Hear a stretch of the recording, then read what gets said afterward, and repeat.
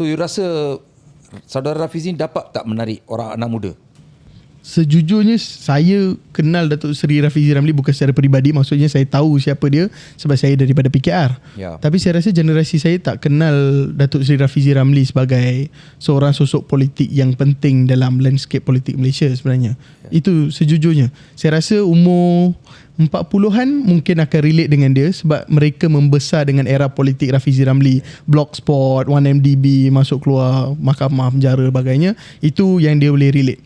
Sejujurnya kami tak kenal dan saya rasa generasi saya, kawan-kawan saya yang bukan daripada politik tak pernah anggap beliau sebagai satu main character dalam politik Malaysia. So maka satu cabaran yang besar buat